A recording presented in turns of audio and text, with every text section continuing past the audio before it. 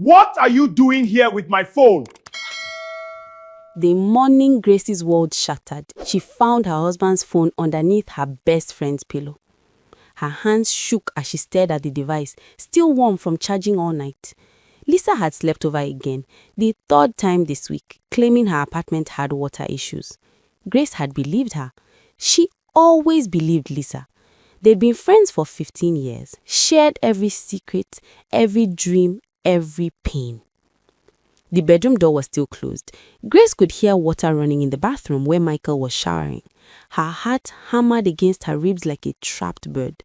She shouldn't look. She knew she shouldn't, but something cold and sharp twisted in her stomach, whispering the truth she'd been too afraid to see. Her fingers moved before her mind could stop them. The messages opened like a wound. Months of them. Sweet words Michael had never spoken to her. Photos that made her skin crawl. Plans to meet in secret. Lisa's voice through text, calling him baby, saying things that made Grace's vision blur with tears. I can't wait until she's gone. We'll finally be free. The phone slipped from Grace's hands onto the bed. The bathroom door opened. Steam poured out, and Michael emerged, towel around his waist, his face relaxed in a way she hadn't seen in years. Not when he looked at her. Grace? His expression changed instantly when he saw her face. Not concern, anger. What are you doing in here? This was her bedroom.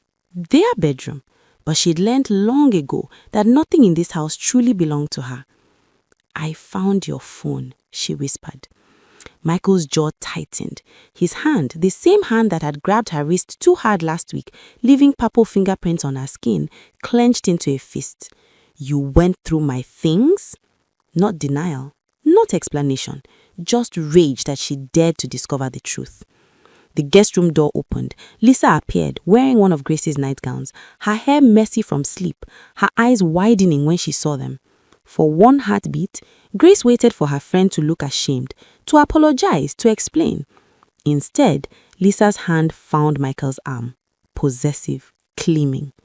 She knows, Lisa said softly, and there was something new in her voice, relief.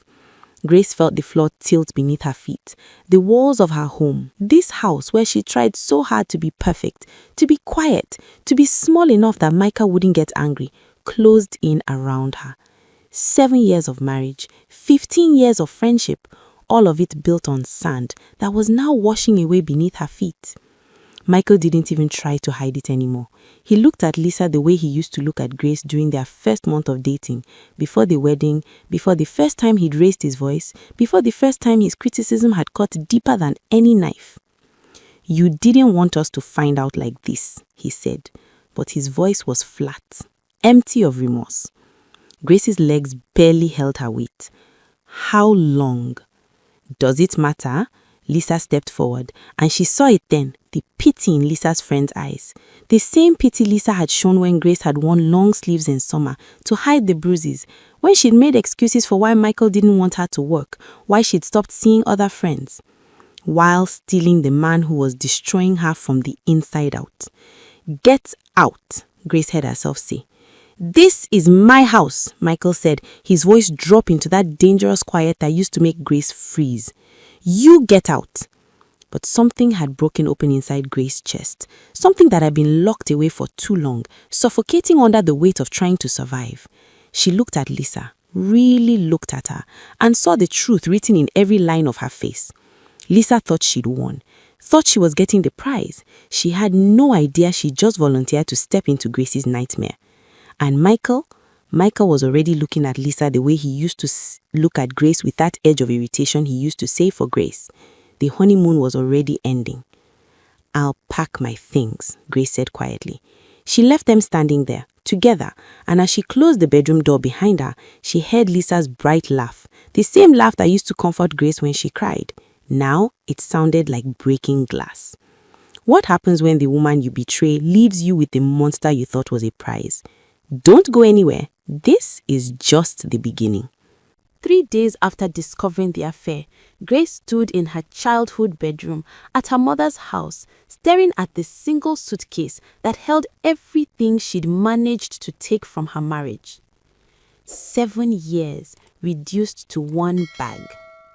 Her mother's voice drifted up from downstairs, arguing with her aunt about whether Grace should fight for her marriage. "You don't just walk away from a husband," her mother insisted. "What will people say?" Grace pressed her palms against her eyes, trying to stop the tears that came too easily now. Her body ached in ways that had nothing to do with the physical bruises Michael had left over the years. This was deeper. Bone deep, soul deep. Her phone buzzed. Another message from Lisa. "You are being dramatic. Michael and I are in love. Why can't you be happy for us?" Grace's finger hovered over the delete button.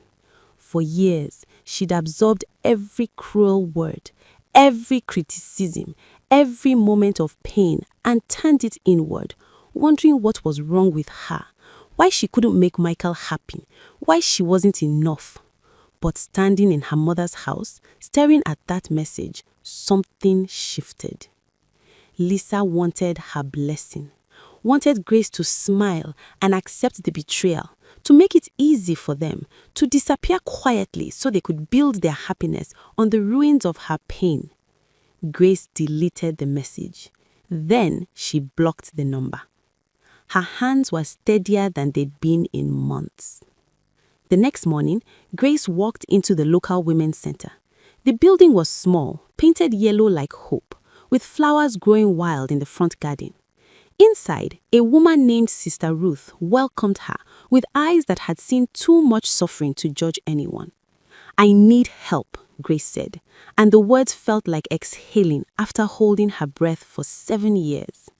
Sister Ruth handed her tissues, hot tea, and the first kindness Grace had received in longer than she could remember. "Tell me everything." And Grace did. She spoke about Michael's controlling nature, how he'd slowly isolated her from friends and family, how he'd convinced her to quit her job, how he monitored every phone call and questioned every decision. She spoke about the verbal abuse that had escalated into physical violence, the way he'd made her feel small, worthless, like she was lucky he'd married her at all. She spoke about Lisa and how the betrayal had somehow hurt more than anything Michael had done. "You know what the worst part is?" Grace whispered, her voice breaking. "I saw him with her. He was smiling, gentle, like he used to be with me at the very beginning. He can be that person. He just chose not to be that person with me." Sister Ruth reached across the table and took Grace's hand. "That's what abusers do, my dear. They show the world a different face. They make you think the problem is you, that if you are just better, smarter, quieter, prettier, then they'd love you right. But it's not about you. It never was." The words cracked something open in Grace's chest. "He'll do the same to her," Sister Ruth continued quietly. "Men like that don't change. They just find new victims. And your friend, she thinks she's special, thinks she's different, thinks she can fix what you couldn't. But there was never anything to fix except him." Grace spent the next 2 months in a fog of grief and healing. Sister Ruth connected her with a counselor, helped her file for divorce, encouraged her to start reclaiming pieces of herself she'd lost. She joined a support group where other women shared stories that echoed her own. She wasn't crazy. She wasn't weak. She was a survivor. Slowly, carefully, Grace began to remember who she'd been before Michael. The woman who loved painting, who dreamed of opening her own boutique, who had opinions and desires and a voice that deserved to be heard. She started small, a part-time job at a local shop, a sketch here and there, conversations with her mother that didn't end in arguments about going back to her husband. And then, 2 months after she'd left, Grace saw them. She was walking through the market, carrying groceries, when she spotted Michael and Lisa at a street vendor. Michael's hand was on Lisa's arm, gripping it tightly, his face close to hers, his voice low and sharp. Lisa's expression was the one Grace knew so well, frozen, frightened, trying to smile through the fear. If you are watching this, hit that subscribe button now because what happens next will shock you. The karma train is about to arrive and you won't want to miss a single stop. Grace's first instinct was to look away, to pretend she hadn't seen. But she forced herself to watch as Michael pulled Lisa toward their car, his charm completely gone, replaced by the man Grace had lived with for 7 years. Lisa's eyes met hers across the crowd, and in that moment, Grace saw her own past reflected back. The confusion, the pain, the desperate hope that this was just a bad moment, that he'd go back to being sweet if she could just do everything right. Grace turned and walked away. Not her suckers, not her monkeys, not anymore. But as she walked, she felt something unexpected blooming in her chest. Not satisfaction, not revenge, something quieter and more powerful. Freedom. Lisa had imagined her life with Michael would be different, better. She'd seen how he treated Grace, the coldness, the criticism, the control, but she'd convinced herself it was Grace's fault. Grace was too sensitive, too needy, too broken. Michael had told her so himself during their secret meetings. "She doesn't understand me like you do," he'd whispered, his fingers tracing patterns on her skin. "With you, I can be myself." Lisa had believed him. She'd felt special, chosen. She was going to be the woman who could make him happy, who could bring out the best in him, the woman he'd always needed. The wedding happened quickly, just 3 months after Grace had signed the divorce papers. Small ceremony. Michael said he didn't want anything elaborate, didn't want to upset Grace or make people talk more than they already were. Lisa agreed, ignoring the small voice in her head that whispered this was wrong, that whispered she'd stolen another woman's husband and was now standing in her shoes. The first month was perfect. Michael was attentive, romantic, generous. He bought her gifts, took her to nice restaurants, told her she was beautiful, everything Grace had said he never did for her. "See," Lisa told herself, "I was right. He just needed the right woman." The second month, small things began to shift. "Why are you wearing that dress?" Michael asked one morning, his voice casual. "It's a bit tight, don't you think? I don't want other men looking at you." Lisa laughed it off, changed into something looser. It was sweet, really. He was protective. "I don't think you should see your sister so much," he mentioned another day. "She never liked me, I can tell. It's better if we focus on us for now." Lisa's sister had actually been the only one who'd warned her. "He was married, Lisa. He cheated on his wife with you. What makes you think he won't do the same to you?" But Lisa cut her off, defended Michael, ended the conversation angry. Now she found herself making excuses not to visit. Michael was right. Her sister didn't understand their love. The third month, Michael's phone rang while he was in the shower. Lisa glanced at the screen and saw a woman's name she didn't recognize. Her stomach twisted. She tried to ignore it, but the call came again and again. When Michael emerged, she asked casually, "Who's Vanessa?" His face changed instantly. The warmth drained from his eyes, replaced by ice. "Why are you going through my phone?" "I'm not. It just kept ringing." "So, you thought you had the right to check my calls?" His voice was quiet, dangerous. "Is this what we're doing now? You're going to be like Grace, jealous and paranoid?" The comparison stung. Lisa found herself apologizing, backing down, swallowing her questions, even though they burned in her throat.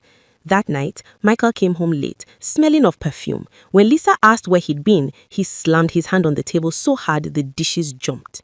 "I'm not doing this," he said coldly. "I left one controlling woman. I'm not going to let you become another one." Lisa's heart raced. This wasn't the Michael she knew. This was the Michael that Grace had described. No, that couldn't be right. She tried harder, cooked his favorite meals, kept the house spotless, stopped asking questions, stopped calling her friends, became smaller, quieter, more careful, just like Grace had. 4 months in, Michael grabbed her wrist during an argument about money. His grip was iron, leaving red marks on her skin. Lisa stared at the marks later that night, her mind racing. Grace used to wear long sleeves all the time. The realization hit like cold water. All those times, Grace had made excuses for bruises, for cancelled plans, for Michael's behavior. Lisa had judged her, had thought she was weak, had thought she was exaggerating. Now, Lisa was living the same nightmare. She called Grace's number, the one she'd memorized by heart. It went straight to voicemail. Blocked. Panic rose in Lisa's throat. She'd burned that bridge. She'd betrayed her best friend, stolen her husband, and now she was trapped in the same cage Grace had escaped. Michael came home that evening with flowers and apologies. "I'm sorry, baby. Work has been stressful. You know I love you, right? You are nothing like Grace. You are special." Lisa wanted to believe him. God, she wanted to believe him. So she did. She accepted the flowers, accepted the kiss, accepted the hollow promises. But late that night, while Michael slept beside her, Lisa lay awake staring at the ceiling. She thought about Grace's face in the market 3 weeks ago, the way Grace had looked at her with something that wasn't anger or satisfaction. It was pity. And underneath that, something Lisa was beginning to understand. Grace had looked free. Lisa touched her wrist where the bruises were fading to yellow. She thought about her phone, which Michael now checked regularly. Her friends, who'd stopped inviting her out because she always said no. Her job, which Michael had convinced her to quit. In 6 months, she'd become exactly what Grace had been, and Michael had become exactly who he'd always been. The only difference was that Grace had gotten out. The woman who thought she'd won the prize is discovering she's won a prison sentence, but Grace's story is far from over. 1 year after leaving Michael, Grace stood in front of her very own boutique. The morning sun caught the gold letters on the window. Grace's Haven, Boutique and Sanctuary. Inside, racks of carefully curated clothing lined the walls, each piece selected with intention. But this wasn't just a clothing store. In the back room, Grace had created a small safe space, a few comfortable chairs, resources for women in crisis, Sister Ruth's phone number prominently displayed, a place where women could come for more than just shopping, a place where someone might see them, really see them, the way Grace had needed to be seen. Her hand trembled slightly as she turned the key in the lock for the first time. Pride and terror warred in her chest. This dream had seemed impossible a year ago, when she had nothing but a suitcase and a broken heart. But piece by piece, she'd rebuilt. The divorce settlement had been fair. Michael's lawyer had actually been surprisingly generous, perhaps eager to rush the process so Michael could marry Lisa. Grace had used that money wisely, saved, planned, worked 3 jobs while taking business classes at night. And now, here she stood, owner, entrepreneur, free woman. The bell above the door chimed. Her first customer. Grace turned with a practiced smile that froze when she saw who it was. Her mother. They hadn't spoken in months, not since her mother had accused her of destroying her marriage, of being too proud to fight for her husband, of bringing shame to the family. "Mama," Grace said carefully. Her mother's eyes swept the shop, taking in every detail. Grace braced herself for criticism, for disappointment, for another lecture about how she'd failed as a wife. Instead, her mother's eyes filled with tears. "My daughter, look what you've built." The words broke something in Grace. She hadn't realized how much she needed her mother's approval until it washed over her like rain after drought. Her mother crossed the shop and pulled Grace into a tight embrace. "I was wrong," she said into Grace's hair. "I told you to stay. I told you to endure. I was wrong. I'm so sorry." Grace's throat tightened. "What changed your mind?" "I saw him," her mother said quietly. "Michael, at the market last week with Lisa. I saw how he spoke to her, how he grabbed her arm when she tried to walk away. And I saw," she pulled back, cupping Grace's face in her hands. "I saw what I had been too blind to see when you were with him. I sent my daughter back into the fire again and again, telling her the burns were her fault." They stood there in Grace's new shop, holding each other, while years of misunderstanding slowly began to heal. "You are stronger than I ever gave you credit for, stronger than I ever was." The boutique's opening day was a success beyond Grace's dreams. Women came, some for clothes, some for the safe space, some because they heard whispers of what Grace had survived and wanted to see proof that survival was possible. Among them was a young woman named Patricia, who lingered near the back room, her eyes darting to the resource materials Grace had displayed.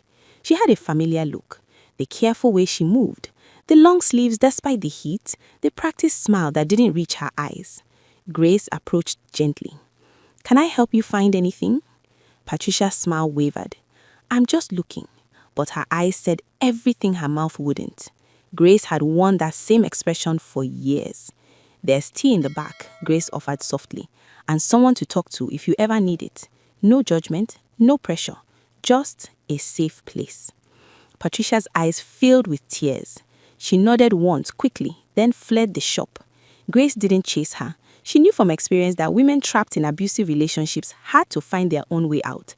But she also knew the power of knowing that safety existed, even if you weren't ready to reach for it yet.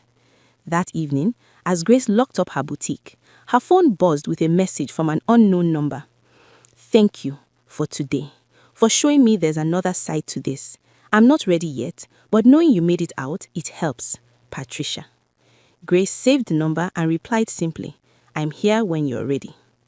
As she walked home through streets that had once felt dangerous, but now felt full of possibility, Grace thought about the woman she'd been a year ago.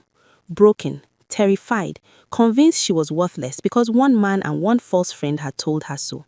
She thought about Michael and Lisa, still locked in their toxic dance. She'd heard through whispers that their marriage was already crumbling, that Lisa had started making the same excuses Grace used to make, that Michael's charm had completely evaporated, leaving only the cruelty underneath. Once, the thought would have brought her satisfaction, revenge. Now it just made her sad. Sad for Lisa, who would have to learn the hard way. Sad for the woman Michael would inevitably move on to next. Sad for the cycle that continued because men like him never changed. But Grace had changed. She'd alchemized her pain into purpose, her suffering into strength, her ending into a new beginning. And that, she realized, was the best revenge of all. Becoming so whole, so healed, so happy that the people who tried to break her became irrelevant to her joy. 8 months into their marriage, Lisa sat in the bathroom, staring at the locked door and trying to remember how to breathe. Michael was on the other side, his voice alternating between rage and ice-cold calm. "Open the door, Lisa. We need to talk about this." This was her phone, specifically the messages from her sister that Michael had read while Lisa was sleeping.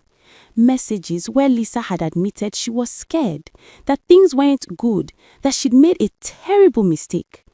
Her sister had responded, "Leave him. Come stay with me, please." Lisa had deleted the conversation, but not fast enough. Now Michael's voice dripped with wounded betrayal. "After everything I've done for you, after I left my marriage for you, and this is how you repay me, talking behind my back, planning to leave?" Lisa's hand shook. "I wasn't planning anything. I was just venting. Everyone vents to their family." "Oh, like Grace used to vent to you?" The venom in his voice made her flinch. "And look how that turned out. You believed her lies, turned her against me, stole her from me." "Wait, what?" You told me you wanted to leave her. You told me she was the problem." Michael's laugh was bitter. "And you believed me, just like you believed you were special, just like you believed I'd never get tired of you the way I got tired of her." The words hung in the air like poison. Lisa felt her entire reality shifting, cracking, revealing the ugly truth underneath. She'd never been special. She'd been convenient, available, willing. And now she was trapped. The bathroom door handle rattled. "Open this door right now, Lisa, or I swear." "Or what?" The words came out before she could stop them. "You'll hit me like you hit Grace?" Silence. Then, "Grace told you I hit her?" "She didn't have to tell me. I saw the bruises. Lisa's voice broke. "I just didn't want to believe it. I told myself she was lying, that she was dramatic, that she was the problem." "And now you think you are the problem?" Michael's tone turned soft. "Dangerous. Because you are, Lisa. This is all your fault. You pursued me. You seduced me. You destroyed my marriage. And now you want to play victim?"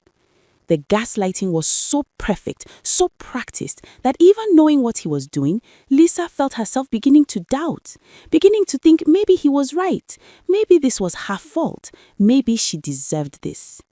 Then she heard it, a sound that changed everything. Crying from the apartment next door. Lisa realized with cold certainty that the walls were thin, that her neighbors could hear everything, that Michael's carefully constructed image of the charming, successful man was crumbling for anyone who paid attention, just like it had crumbled for Grace. I'm leaving, Lisa said through the door. No, you are not, Michael's tone turned to steel. You have nowhere to go, no job, no money. I made sure of that. Just like you helped me make sure Grace had nothing when she left. The truth of it crushed Lisa's chest. She'd helped him isolate Grace, had encouraged her to quit her job, to distance herself from her family, had told Grace she was overreacting when she tried to open up about Michael's behavior. She'd been her accomplice in her best friend's destruction.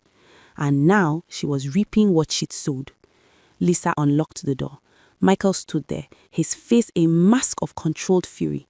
But Lisa had learned to read the signs, the tightness around his eyes, the way his fist clenched, the careful breathing that meant he was holding back violence by a thread.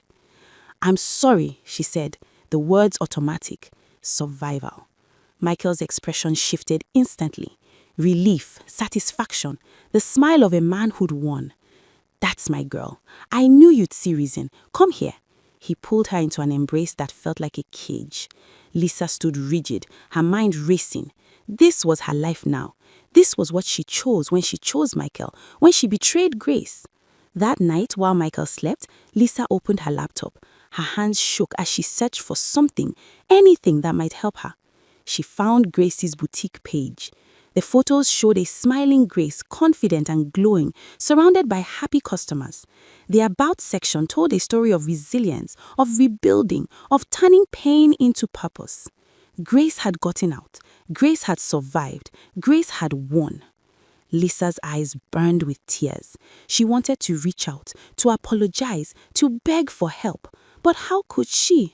She destroyed their friendship, had taken Grace's husband knowing full well the pain it would cause, had called Grace weak for leaving, had called her a quitter, had told everyone who would listen that Grace was the problem. The hypocrisy choked her. She was living proof that Grace had been right all along, that Michael was the monster, that leaving was the bravest thing anyone could do.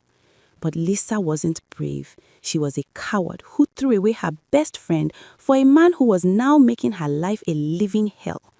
And the worst part? She'd walked into this cage with her eyes wide open, stepping over Grace's warnings to get here. Lisa is drowning in the consequences of her choices. But some storms have to break before the sun can shine. 2 years after Grace had walked away from her marriage, she stood at her boutique counter, carefully wrapping a purchase for an elderly customer. The shop had grown beyond her wildest dreams.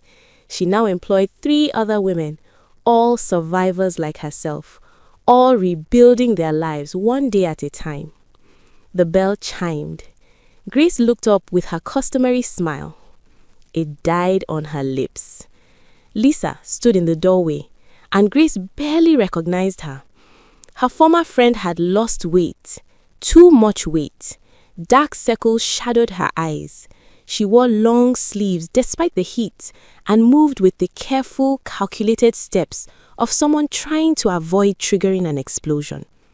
Grace knew those movements. She'd perfected them herself once. Their eyes met across the shop. Lisa's filled with tears. Grace felt her heart hammer in her chest, a complicated storm of emotions she thought she'd buried. Anger, betrayal, pity, and underneath it all, the ghost of their friendship. Grace, Lisa whispered. The other customers sensed the tension. Grace's employee, Maria, touched her arm gently. Do you want me to? No, Grace said quietly. It's okay. She walked Lisa to the back room, away from curious eyes. They sat across from each other in the chairs Grace had set up for women seeking refuge. The irony wasn't lost on either of them. I don't know why I came, Lisa started, her voice shaking. I have no right, after what I did to you, after what I said about you. I didn't know where else to go. Grace waited, let the silence stretch. Lisa continued, the words rushing out like poison she needed to expel. You are right, Grace, about everything, about him, about me, about what would happen. You tried to warn me, and God, Grace, I destroyed you. I helped him destroy you.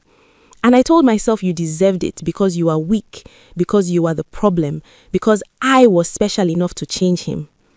Her voice broke. But I wasn't special. I was just next. Grace's throat tightened. Part of her wanted to rage, to throw Lisa's betrayal in her face, to turn her away and let her suffer the way Grace had suffered. But a larger part, the part that had healed, that had grown, that had learned to transform pain into purpose, that part knew Lisa's suffering wouldn't heal her own wounds. "He hits you now," Grace said, not a question. Lisa nodded, tears streaming down her face. "Just like he hits you, worse maybe, because I know what I did to deserve it. I stole another woman's husband. I betrayed my best friend. I'm getting exactly what I earned." "Stop," Grace said firmly. "That's what he tells you. That's what he told me. That we deserved it, that we earned it, that if we were just better, quieter, prettier, more obedient, he wouldn't have to hurt us. But Lisa, it's a lie. It was always a lie." "But I did betray you," Lisa whispered. "Yes," Grace's voice was hard. "You did. You absolutely did. And that was your choice, and it was wrong, and it hurts me in ways I'm still healing from. But that doesn't mean you deserve to be abused. Those are two separate things." Lisa looked up, surprise cutting through her tears. "You made terrible choices. You hurt someone who loved you. You participated in my abuse by taking my abuser's side. Those are facts. But they don't mean you deserve violence. They don't mean you have to stay in a situation that's destroying you. They don't mean you can't walk away." "I don't have anywhere to go," Lisa whispered. "He made sure of that, just like he did with you. I have no money, no job. My family won't talk to me after what I did. My friends hate me. I'm alone." Grace stood and walked to the back filing cabinet. She pulled out a folder and handed it to Lisa. Inside were resources, shelters, legal aid, counseling services, job placement programs. The same resources Sister Ruth had given Grace 2 years ago. "You are not alone," Grace said. "There are people who help women like us, like we were, like you are now." "After everything I did to you," Lisa said, staring at the folder in disbelief, "why would you help me?" Grace sat back down, choosing her words carefully. "Because helping you helps every woman who comes after you. Because Michael won't stop. He'll find someone new when you leave, just like he found you when I left. And maybe if you get out, if you heal, if you tell your story, you'll save the next woman, the way I wish someone had saved me before I married him." She leaned forward. "But I need you to understand something, Lisa. I can give you resources. I can point you toward help. But I can't be your friend again. That bridge is burned. What you did, I've forgiven it for my own peace, but I haven't forgotten it, and I can't have you in my life."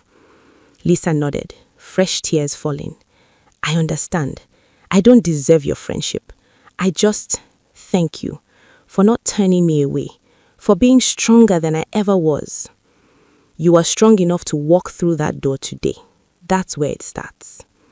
Lisa left with the folder clutched to her chest. Grace watched her go, feeling a strange mixture of closure and grief. The friendship was dead, had died the moment Lisa had climbed into bed with Michael. But the woman Lisa had been, buried under all the bad choices and cruelty, that woman might still have a chance to survive. 3 months later, Grace heard through the community whispers that Lisa had left Michael, had gone to a shelter, then to her sister's house, that Michael had tried to follow, had made threats, had tried to manipulate her back, but Lisa stood firm. 6 months later, Grace received a letter. "Dear Grace, I know you said we can't be friends again, and I respect it. I'll respect it for the rest of my life. But I needed you to know that I did it. I left. I'm in therapy. I'm working at a grocery store, rebuilding my life the way you rebuilt yours. I also needed you to know that Michael found someone new, a young girl, barely 23.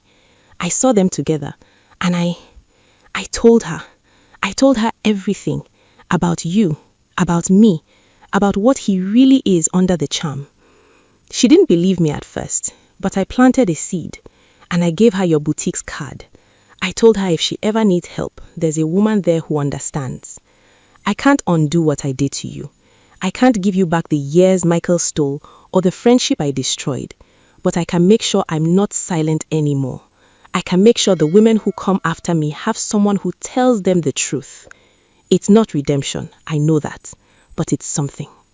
Thank you for showing me that surviving is possible, that we can walk away, that we don't have to accept the cages we're put in, even if we helped build them ourselves. I hope your life is everything you deserve it to be. Lisa. Grace folded the letter carefully. She'd never respond to it. There was nothing left to say, but she added it to a growing collection in her desk.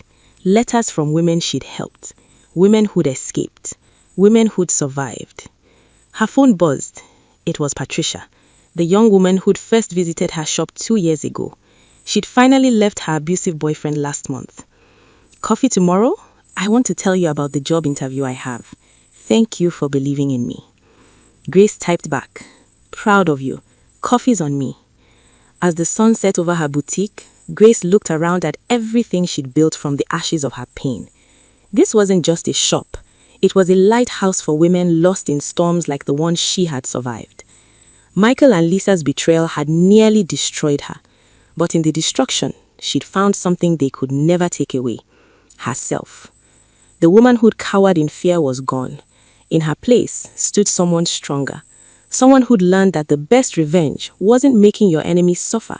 It was becoming so complete in yourself that their actions became irrelevant to your joy. Grace turned off the lights in her boutique, locked the door, and walked home under a sky full of stars, free, whole, unbroken. She thought the story would end with their betrayal. Instead, it had ended with her rebirth. And that, she realized, was the real victory. If this story touched your heart or opened your eyes, subscribe and share it. Thank you for listening. May you find the courage to choose yourself, always.